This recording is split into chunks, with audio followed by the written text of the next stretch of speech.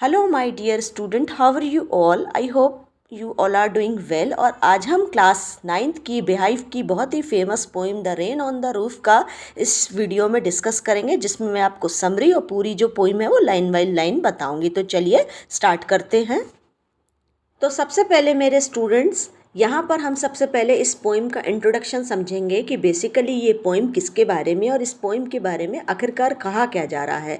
तो जैसा कि आप लोग टाइटल से बहुत अच्छी तरीके से समझ गए होंगे कि इस पोइम में नाम दिया गया है रेन, यानी कि इसमें क्या है कि रेन के बारे में बताया गया है कि जब रेन होती है तो पोइट इसमें अपनी एक इमेजिनेशन, अपनी मेमोरीज़ के बारे में बता रहा है।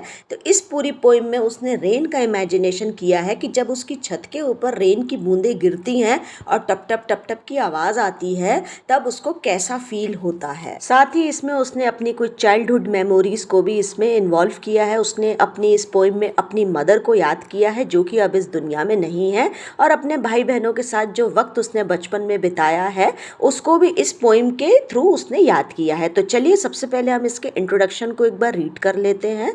Rain on the Roof, introduction to the poem. From the title of the poem, Rain on the Roof, we can make out that the poem is about the rain. The poet is telling us about the memories he has of the rain. The sound of the raindrops falling on the roof of his house bring back sweet memories of the past. तो ये बहुत easy language में है students poem. आप इतनी सी लाइनों से समझ गए होंगे कि बेसिकली इस पोइम में जो हमारा पोइट है वो अपनी मेमोरीज़ को याद कर रहा है, अपने बचपन की बिताई हुई यादें जो उसने अपनी मदर के साथ बिताई थी उन्हें याद कर रहा है, और उसको बहुत अच्छी सी फीलिंग आती है जब बारिश होती है और जब बारिश की बूंदें उसकी घर की छत पे गिरती हैं। तो यहाँ पे सबसे पहले आई होप आप बहुत अच्छे से इसका इंट्रोडक्शन शॉर्ट में मैंने समझाया है, समझ गए होंगे। अब हम इसके स्टैंजा से लेते हैं। तो देखते हैं इसका पहला स्टैंजा क्या कह रहा है। When the humid shadow hover over all the starry spheres and the melancholy darkness gently weep in rainy tears। तो सबसे पहले हम स्टार्टिंग की जो 4 लाइनें उसका मीनिंग समझते हैं। When the humid shadow, देखिए humid shadow का मतलब होता है नमी से भरे हुए बादल, वो बादल जिसमें पानी भरा होता है। hover का मतलब होता है मडराना। तो आप लोग स्टूडेंट्स अपनी पेंसिल उठाइए और जैसे जैसे मैं इनके मीनिंग्स बताती चल रही हूँ आप लोग नोट करते चलिए। ओवरऑल द स्टारी स्फीयर्स, यानी कि जब हमारे आसमान में स्टारी स्फीयर्स यानी कि तारों से भरे हुए आसमान में काले बादल मंडराते हैं तो क्या होता है। मेलनकली का मतलब होता है सैडनेस और डार्कनेस का मतलब होता है एकदम काले। तो यानी कि जब हमारे तारों से भरे हुए आसमान में पानी से भरे हुए बादल छा जाते हैं तो वो सैडनेस बन के जो है बरसने लगते हैं, और उस टाइम पर ऐसा फील होता है जैसे आसमान कितना दुखी है, क्योंकि आसमान जो है वो काले बादलों से भर जाता है और वो जो सैडनेस है वो आंसुओं के रूप में गिरने लगती है। जेंटली वीप्स इन रेनी टीयर्स, तो वो कहीं ना कहीं दुखी होता है। तो जब हम दुखी होते हैं तो हम लोग बेसिकली आंसुओं से रोते हैं। उसी तरीके से आसमान में जब नमी से भरे हुए बादल छा जाते हैं तो वो भी जब दुखी होते हैं तो बारिश बनकर बरसने लगते हैं। और उस टाइम पर उसने पोइट ने अपनी फीलिंग्स को एक्सप्रेस किया है कि उस टाइम पे एट दैट मोमेंट पोइट को कैसा फील होता है। What a bliss to press the pillow, bliss का मतलब होता है खुशी, हैप्पीनेस। तो उस टाइम पे पोइट इतना ज़्यादा खुश होता है कि वो अपने बेडरूम में लेटा होता है, of a cottage chamber bed. तो उस टाइम वो अपने बेडरूम में लेटा होता है और वो खुशी के मारे जो उसका पिलो होता है उसको हक कर लेता है, इतना ज़्यादा वो बारिश की बूंदों से। और इस वो जो सीन क्रिएट होता है ना आसमान में काले बादल, उससे इतना ज़्यादा हैप्पी हो जाता है कि वो अपने पिलो को टाइटली हक कर लेता है। And lie listening to the patter of the soft rain overhead, और वो जो बारिश की जो बूंदें हैं, पैटर के नीचे अंडरलाइन करिए और लिखिए, बारिश की जो टप टप टप टप बूंदें होती हैं उसको हम पैटर बोलते हैं। तो वो जो साउंड है वो पोइट के हृदय को अंदर तक हिला देती है, इतनी अच्छी फीलिंग उसको देती है कि वो इतना ज़्यादा हैप्पी हो जाता है और वो एक्साइटमेंट के मारे अपने पिलो को हक कर लेता है और लेटे लेटे वो इस सारी इमेजिनेशंस को अपने बेडरूम में फील कर रहा है। Every tinkle on the shingles has an eco in the heart, और जब टिंकल का मतलब होता है रेन ड्रॉप, तो जब रेन ड्रॉप, और शिंगल्स का मतलब होता है जो छत के ऊपर हम टाइल्स लगवाते हैं उसको हम शिंगल्स बोलते हैं। तो दोनों के नीचे अंडरलाइन करके इनके मीनिंग को आप लोग नोट डाउन कर लीजिए। तो जब जो मैंने अपनी छत के ऊपर जब टाइल्स के ऊपर जब बारिश की बूंदें रेन ड्रॉप्स गिरती हैं तो मेरे हार्ट में वैसे ही आवाज़ें आने लगती हैं। Has an eco in the heart मतलब मेरा हार्ट अंदर से बहुत ज़्यादा मतलब खुशियों से भर जाता है।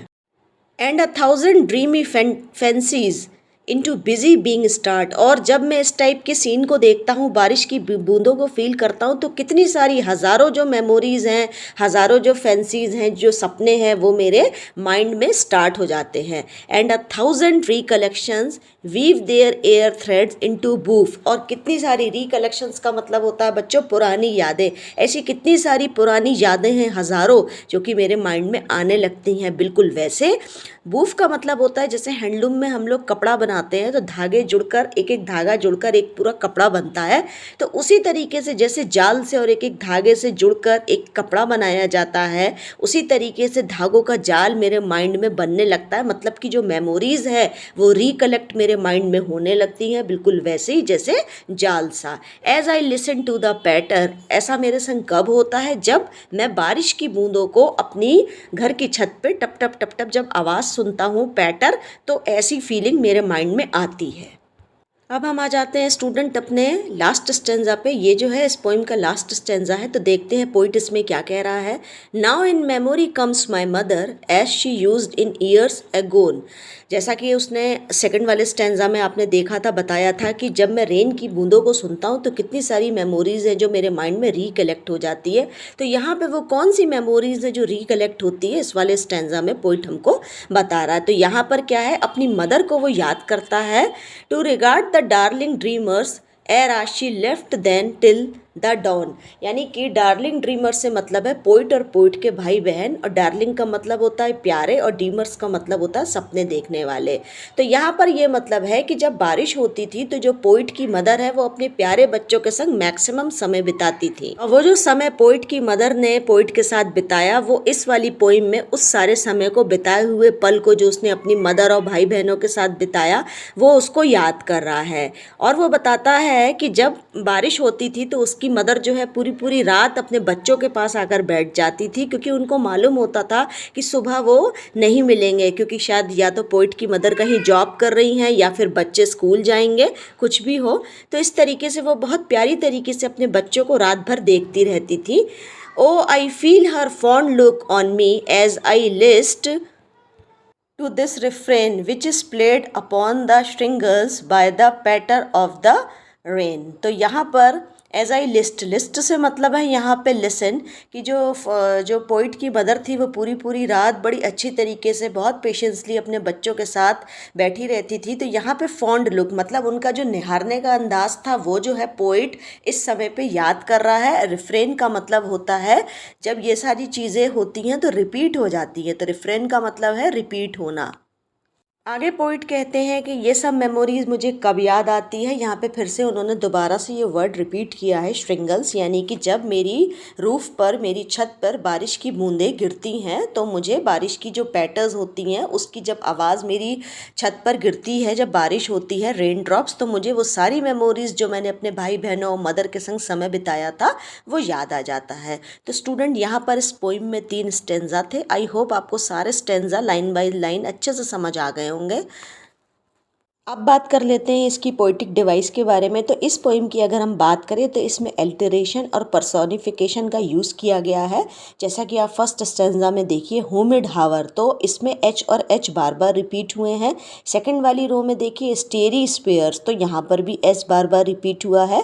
तो एलिटरेशन कब होता है? जब कोई वर्ड का पहला लेटर बार बार रिपीट होता है तो वहाँ पर एलिटरेशन होता है। साथ ही साथ यहाँ पे मेलनकनी, डार्कनेस, जेंटली वीप्स इन रेनी टीयर्स, यहाँ पे पर्सोनिफिकेशन का यूज़ किया गया है, मतलब इंसान के आंसुओं का कंपैरिजन जो है क्लाउड से किया गया है। तो आई होप स्टूडेंट आपको ये पोइम बहुत अच्छे से समझ में आ गई होगी। अगर आप फर्स्ट टाइम मेरे चैनल पे विजिट कर रहे हैं तो मेरे चैनल को लाइक करिए। 9th स्टैंडर्ड की जितनी भी पोइम्स हैं वो सारी मैं अपने वीडियो पर अपलोड करती रहूँगी अपने चैनल पर। इससे पहले भी मैंने 2 पोइम्स डाली हैं, तो उसके लिंक मैं नीचे डिस्क्रिप्शन में दे दूँगी। इस वाली वीडियो को ज़्यादा से ज़्यादा शेयर करिएगा। मिलते हैं नेक्स्ट वीडियो में आप लोगों के नए चैप्टर के साथ। तब तक के लिए bye bye, best wishes, all the best, bye bye.